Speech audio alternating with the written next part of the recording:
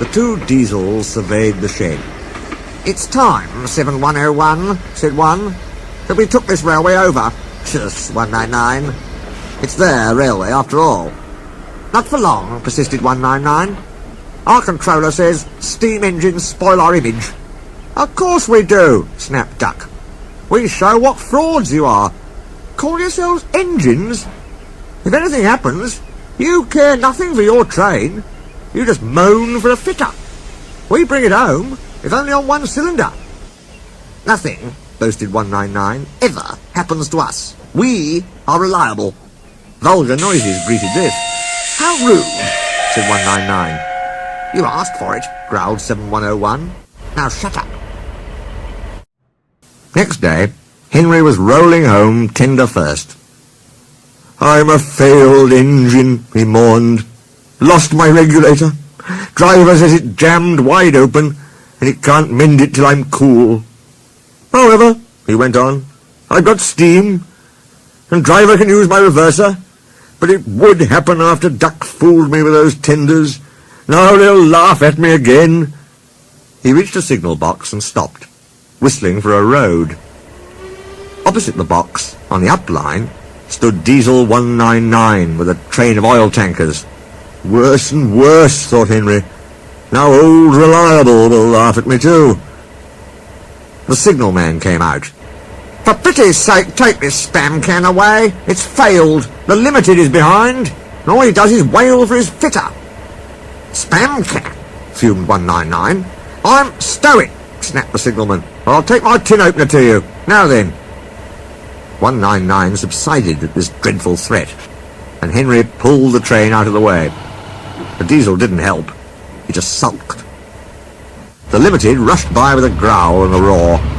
Henry gave a chuckle. "Look, spam can," he said. "There's your little pal." The diesel said nothing. He hoped 7101 hadn't noticed. 7101 hadn't noticed. He had troubles of his own.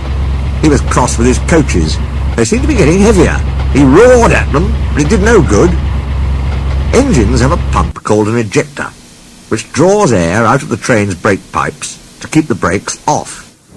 If it fails, air leaks in and the brakes come on, gently at first, then harder and harder. 7101's ejector had failed. The brakes were already leaking on while he passed Henry. He struggled on for half a mile before being brought to a stand, growling furiously, unable to move a wheel. "Well, well, well. Did you hear what signalman said?" "I thought they'd be laughing at me," chuckled Henry. "Now the joke's on them." "Moving two dead diesels and their trains," said his driver thoughtfully. "That's no joke for a failed engine. Do you think you can do it?" "I'll have a good try," said Henry with spirit.